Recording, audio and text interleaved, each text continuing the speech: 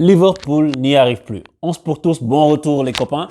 Donc on a vu ce match qui était le match au sommet de ce championnat anglais en cette fin de semaine entre Liverpool et le Manchester United, donc le premier contre le deuxième, et Liverpool n'y arrive plus. Pourquoi Liverpool n'arrive plus à gagner des matchs? C'est incroyable.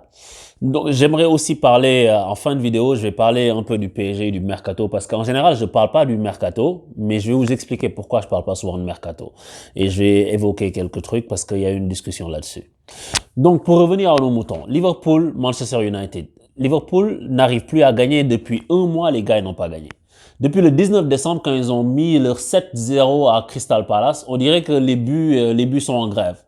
Comme dirait Cristiano Ronaldo, les buts, quand ça arrive, c'est comme du ketchup, mais là, on a l'impression qu'on est au fond de la bouteille. Parce que je trouve que Liverpool, en fait, ils n'ont plus les mêmes automatismes qu'avant et ils n'ont plus la même justesse technique qu'avant. Dans ce match contre Manchester United, il faut voir qu'il y a eu énormément de déchets techniques de la part des joueurs de Liverpool. Que ce soit Robertson, qui loupait des centres, mais tout fait tout seul. De la part de Thiago Alcantara, qui loupait des passes à 2 mètres, qui les mettait trop fort ou qui les mettait des ballons touche. De la part de Trent Alexander-Arnold, qui n'arrivait pas à lever ses centres. C'était un Liverpool où tu te dis, mais attends, mais c'est quoi cette équipe? C'est quoi cette équipe? Parce que de l'autre côté, tu as Manchester United, qui est premier du championnat, mais qui joue pas comme premier du championnat. Mais écoute, dans le football, ben, les mecs, faut gagner. Hein. C'est du pragmatisme. Moi, je suis pas... Là, chacun joue au football comme il l'entend. Mais Manchester United, ils ont mis un bloc bas. Un bloc très bas. Et ça fait que Liverpool n'a pas d'espace. Ça, il y a beaucoup d'équipes qui proposent ça contre Liverpool. Mais la différence, c'est que la qualité de Liverpool, aujourd'hui, ne s'est pas exprimée. Pourquoi? Parce que quand Manchester a mis un bloc bas, justement, Liverpool, ils doivent passer soit dans l'axe pour faire des combinaisons. Et là, Firmino, ça fait un moment qu'il n'est plus le Firmino qu'on a connu. Même s'il y a eu quelques fulgurances, quelques étincelles qu'il a pu faire. Mais les trois de devant, Mané, Salah et Firmino ne combinent plus aussi bien qu'avant. Et je te parle même pas d'avant, il y a 4, il y a 6 matchs, il y a 1 an. Il y a 1 an et demi, même 2 ans. L'année où ils mettent tous les 3 10 buts en Ligue des Champions, où ils vont en finale et qui perdent contre le Real. Ils ne combinent plus comme ça. Alors que ce sont des joueurs qui sont normalement complémentaires. Mais ça fait longtemps que ça a disparu, ok? Mais les centres ont été loupés.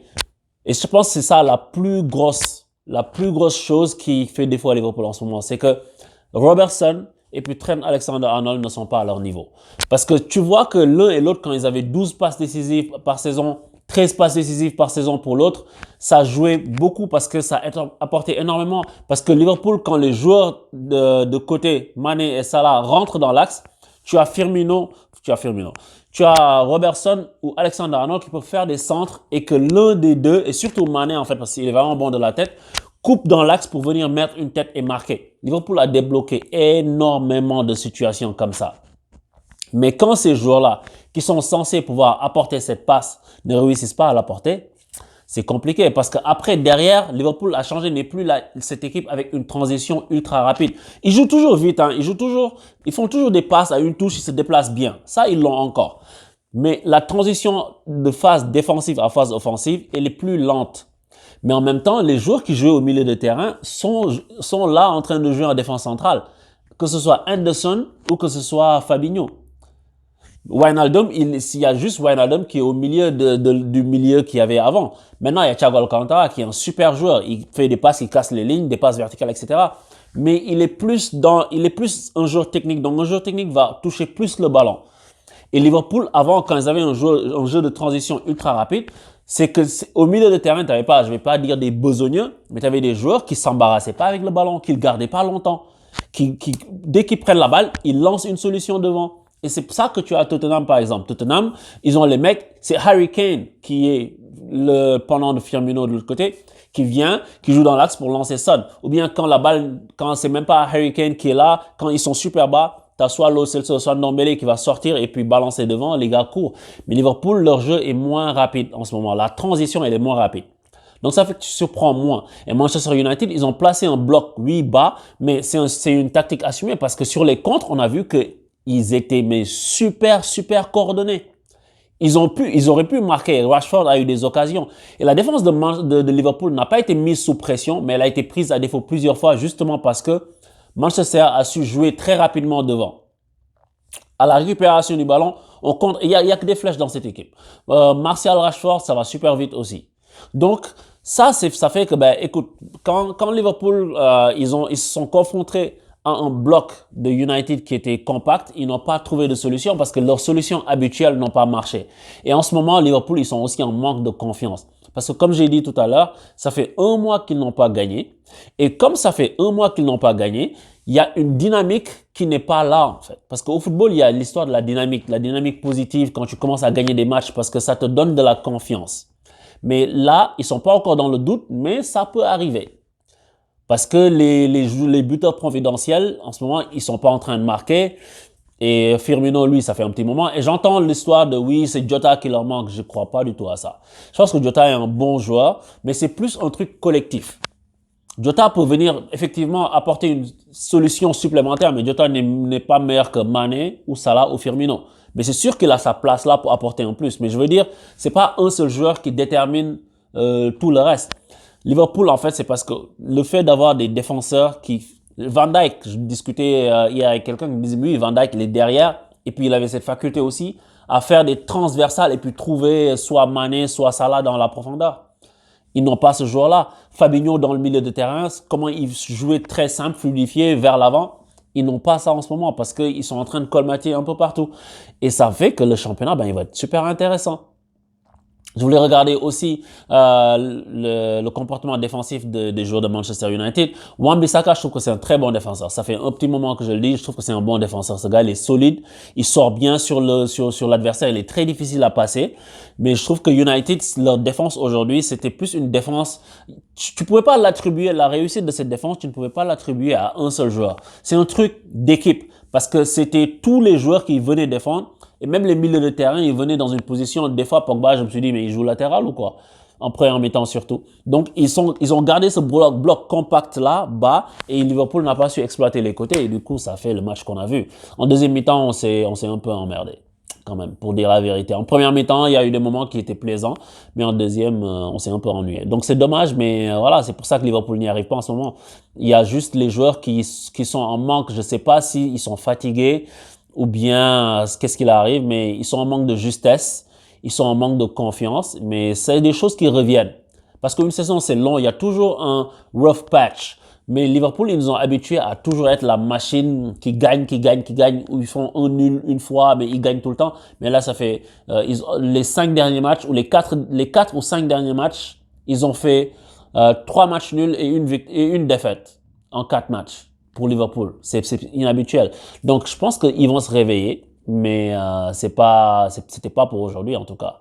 Donc c'est ça que je voulais dire rapidement sur Liverpool. Et maintenant je vais parler du PSG. Encore une fois, je vais pas parler de la tactique qui a été employée parce que le jeu proposé contre Angers, c'était vraiment pourri. Mais c'est pas grave. On laisse du temps à l'entraîneur. On peut pas commencer à juger tout de suite. Mais pour parler du PSG, parce que j'ai eu une discussion, quelqu'un qui demandait, parce que j'ai eu beaucoup entendu parler de Dele Alli au PSG, et en général, je parle jamais de mercato. Pourquoi? Parce que le mercato, c'est des mecs qui sont derrière leur ordinateur et qui s'imaginent des choses et qui écrivent une rumeur bidon. Et que toi, en fait, le but, c'est de te faire cliquer et puis de te faire parler parce que ces gens-là, en fait, ils veulent pas t'apporter de l'information, ils veulent t'utiliser pour faire de l'argent. C'est tout. Ils veulent utiliser ta curiosité, ils veulent utiliser ton envie comme ça pour que tu appuies sur un bouton pour une rumeur bidon et le lendemain, ils vont changer d'avis, le surlendemain, ils vont changer d'avis. Je préfère analyser quand les choses sont là. De toute ma vie, depuis que je regarde le foot, il y a juste 2 fois où j'ai été genre accro à des rumeurs. 2 fois. C'est quand Cavani devait signer au PSG. J'étais en train de rafraîchir tout le temps. Comme un Marseillais qui attend un rachat, tu sais, de Jacques Cashcar ou bien je ne sais pas qui. Ça mange pas de pain, les copains.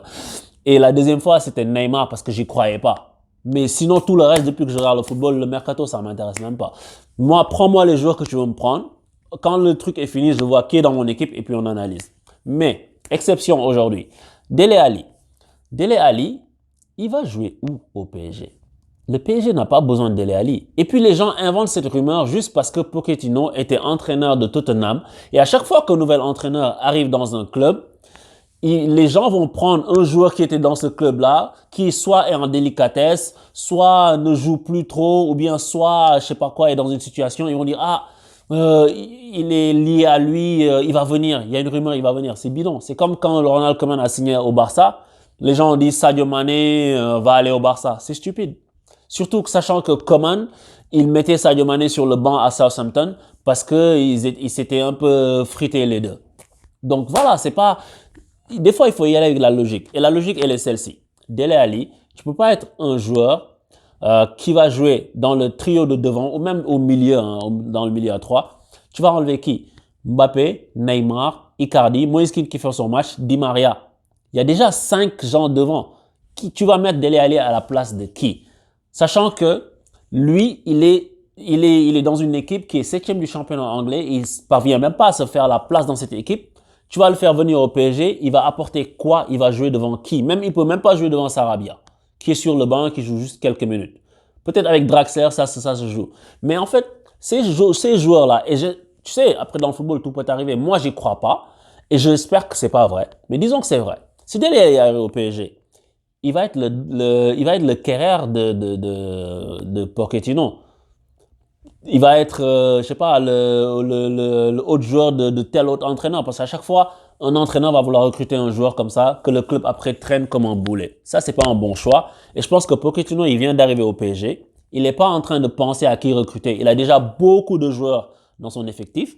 Il y a eu beaucoup de blessés qui reviennent petit à petit. Je pense qu'il est en train de penser plutôt à comment faire jouer ces joueurs-là plutôt qu'à qui je vais recruter. Je pense que le recrutement, ça peut aller à l'été prochain. Moi, ça me dérange pas du tout. Donc, c'est ça pour cette petite vidéo aujourd'hui sur On se pour tous. Je vous dis à bientôt. Merci pour vos encouragements. Continuez à vous abonner. Je vous dis à très bientôt et puis bonne semaine. Ciao.